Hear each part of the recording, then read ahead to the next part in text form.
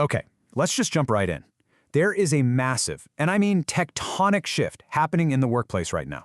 It's all being driven by AI, and it's created this whole new set of unwritten rules.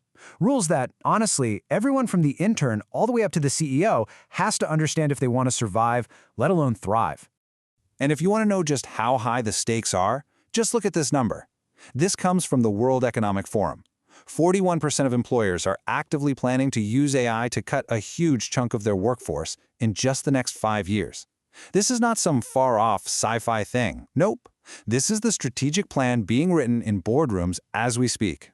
And this quote from Deloitte, wow, it gets right to the absolute heart of this new reality. For decades, right, human resources, the CHRO, was in charge of people decisions. Not anymore. Now it's the chief financial officer. Workforce decisions have literally moved from the HR department over to the finance department, where it's all about cost optimization. So, how does this new operating system actually work? Let's pull back the curtain and really break down the mechanics of this new, data-driven model that is completely reshaping careers. Well, it starts with this. According to Gartner, in 3/4 of large companies, an algorithm makes the first cut. AI tools are scanning everything, targeting redundancies and measuring stuff like your cost per output, which is basically just a fancy way of saying how much value do you create versus how much do you cost. And all this happens before a single human being even looks at the file. Now, what's really fascinating about this slide is just how stark the before and after is. I mean, look, on the left, that's the old world, driven by human judgment, conversations, and things that used to value, like loyalty. Now look at the right. That's the new AI finance model, driven purely by data, with the CFO making the final call based on your ROI and something called your replaceability index, which is exactly as cold as it sounds. It's a calculation of how easily you could be automated away. The shift is, well, it's absolute. And here's the engine that's powering this whole machine. When companies announce these big, data-driven layoffs, Wall Street often loves it. The stock price actually goes up.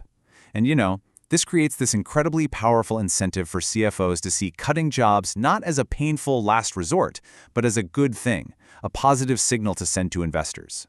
So what does this actually look like in the real world? We have to look at the anatomy of a modern layoff. Let's dig into the Oracle case, because it's really become the textbook example of this new model in action.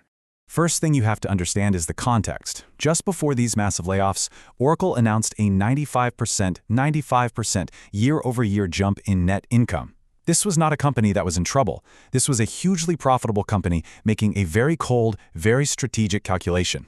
And the scale was just staggering. We're talking an estimated 20,000 or more employees let go. That's almost a fifth of their entire global workforce. The cuts were deep and they were wide. And the way they did it was brutal. Employees woke up to a 6 a.m. email with this line: "Today is your last working day." That was it.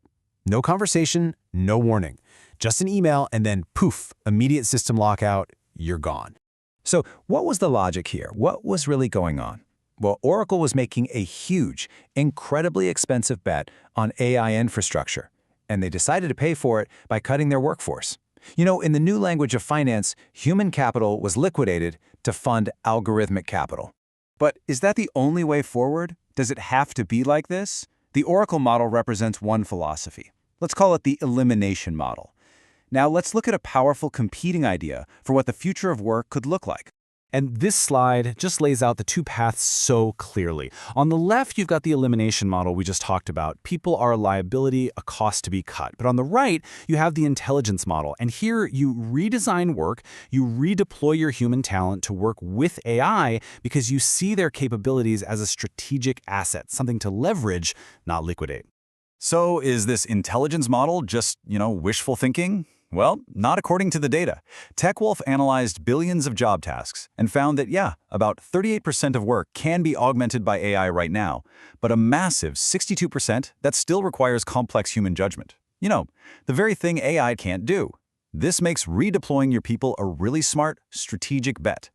And this quote from TechWolf CEO, it just perfectly captures the spirit of the intelligence model.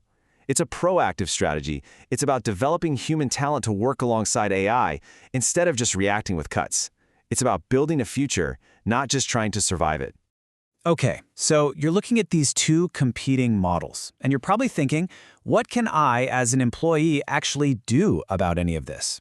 So let's break down a practical survival guide to navigate this new world, no matter which path your company decides to take. All right, here are 6 concrete actions you can take, based on a report from TechnoXL. First, build AI fluency, and I mean like right now. Master the tools for your job. Second, make your output measurable. You have to learn to speak the language of finance and put a number on your contributions. Third, own revenue and client relationships. The closer you are to the money, the harder you are to replace. Simple as that.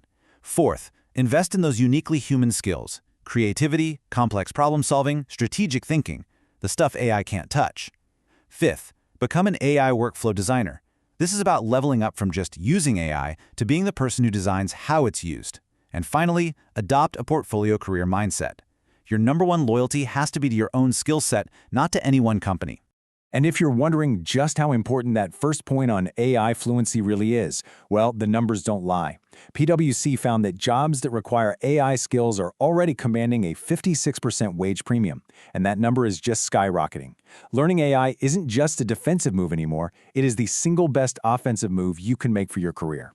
And that brings us to the final critical choice we all have to make. It is so important to get this.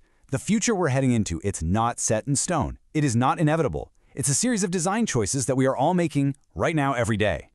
This quote from IBM's former head of HR is just so powerful. She's warning that we could repeat the mistakes of the past, basically de-skilling entire professions and turning them into AI babysitters. But, and this is the key part, she says that outcome is a design choice, not our destiny. We can choose to elevate our work, not to hollow it out. So when you boil it all down, every organization, every leader is standing at a crossroads. Do you take the elimination path and just optimize for cutting heads? Or do you embrace the intelligence model and focus on repurposing your people's capacity into new kinds of growth? This is the strategic question of our time. And that leaves us with one last question for you and for your organization to really think about. Is the AI you're building and using a tool for human leverage? Something designed to make your people smarter, faster, better? Or is it a weapon for financial liquidation designed to simply wipe them off the balance sheet? The choice you make will define the future of work.